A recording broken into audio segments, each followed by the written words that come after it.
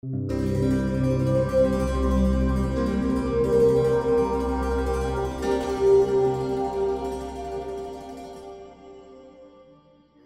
εποχή εκείνη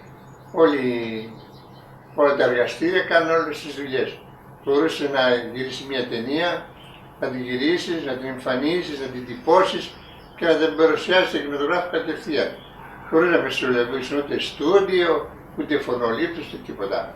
Ήταν οι βουβές ταινίες. Γινόταν να εμφανίσεις ακριβώς όπως γινόταν επί Λουμιέρ το 1900. Ήτανε τελάρα. Διπλώναμε τα φιλμ σε ένα τελάρο, 30 μέτρα ή μέχρι 60 μέτρα. Τα βουτάγαμε σε μια βούτα, το πούμε έτσι, που ήταν από βαρέλι, μισοβαρέλι που είχε την εμφάνιση. Μετά τα βάζουμε στη στερέωση, στο νερό και τα πλώναμε σε τελάρα. Τα τελάρα πρέπει να στεγνώσουν, δεν είναι τα αρνητικά. Για να στεγνώσουν, άμα ήταν βιαστική η ταινία, τα βγάζαμε έξω στον δρόμο που φύσαγε αέρας. Καμιά φορά ένα άλλο εργαστήριο, όταν βιαζότανε να προλάβει εμάς από βίκαιο που είχαμε τραβήξει, τα πέρανε στο χέρι, ανεβαίνανε σε ένα ποδήλατο και κάνανε βόλτες γύρω-γύρω στην πλατεία Κάνικος ή στο τετράγωνο και στεγνώνανε τα φιλμ τους. Πήγα στρατιώτης μετά και όταν γύρισα ασχολήθηκα με τον κινηματογράφο. Το εργαστήριο ξεκινάει πάντα από το reference κάποιας εταιρείας, η οποία σου δίνει ένα σταθερό στριπάκι, έτσι το λέμε, και με τα στριπάκια που στέλνει πρέπει να βάλεις στο εμφανιστήριο να δουλέψει, να βγάλεις ακριβώς το ίδιο αποτέλεσμα. Αυτό το παίρνει στο δεσιτόμετρο η χημικός ή ο χημικός, τι έχει το κάθε εργαστήριο, τσεκάρει και φτιάχνει το χημείο και τα χημικά του εμφανιστηρίου, ούτως ώστε να παίρνει το ίδιο αποτέλεσμα με το reference της αντιπροσωπείας και σταθεροποιούμε το negative. Όταν έρθει το φιλμ από τη κάμερα, από το συνεργείο λήψεως, μαζί με το ραπόρτο του φιλμ, πάμε στο σκοτεινό θάλαμο, παίρνουμε το σασί και το φορτώνουμε το εμφανιστήριο. Το εμφανιστήριο είναι μια μηχανή ηλεκτρονικό-μηχανικό-υδραυλική, ένα μεγάλο συνοθήλευμα που έχει θερμοκρασίες, χρόνους, χημικά, υδραυλικά, όλα αυτά για να πάρουμε το σωστό αποτέλεσμα που σου δίνει η κάθε εταιρεία κατασκευής, το χημικό τύπο, τους χρόνους και όλα αυτά, για να βγάλεις το σωστό αποτέλεσμα βάσει του strip που είπαμε προηγουμένως. Να πούμε λοιπόν και λίγα λόγια για την κοπή του αρνητικού. Αφού εμφανιστεί, ψηφιοποιείται πλέον. Δεν τυπώνεται δηλαδή σε θετικό για να έχουμε κόπια εργασίας.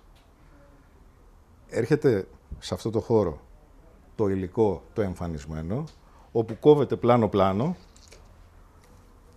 δηλαδή η ταινία χωρίζεται σε κομμάτια, μπαίνει σε κουτιά και μετά το μοντάζ έρχεται μία λίστα όπου είναι γραμμένα τα πλάνα της ταινίας.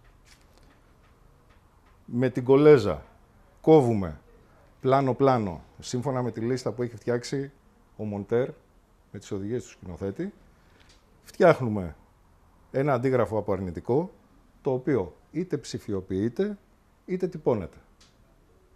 Αυτή είναι η διαδικασία κυρίως, την οποία ακολουθούμε και η οποία τα τελευταία χρόνια λόγω της ψηφιοποίησης και της μη ύπαρξης θετικού γίνεται με τη λίστα που σας έδειξα.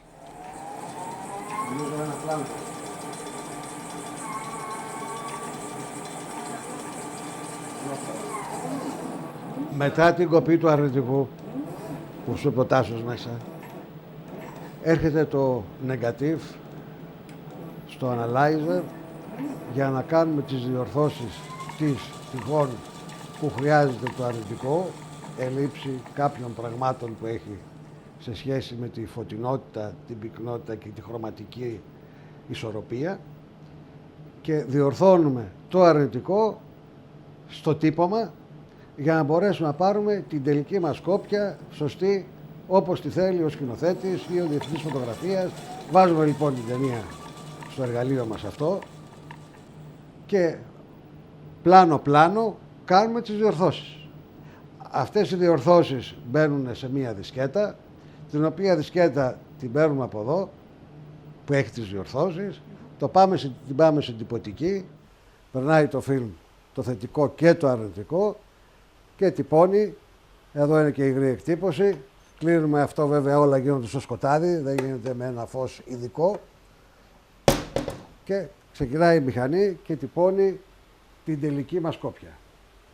Το θετικό που πήραμε με την τυπωτική, στο σκοτεινό θάλαμο βέβαια εφάντα, το βάλουμε στο σασί εδώ και μπαίνει στο εμφανιστήριο πλέον του θετικού, το εμφανίζουμε, παίρνουμε τελική μας κόπια, πάμε στο κινηματογράφο, στην τηλεόραση, στο όπου θέλουμε και το βλέπουμε τελικά έτοιμο και ωραίο. Τώρα είναι αλλιώς τα πράγματα. Τώρα το βάζεις ένα στικάκι τόσο και τελειώσαμε. Άντε γεια.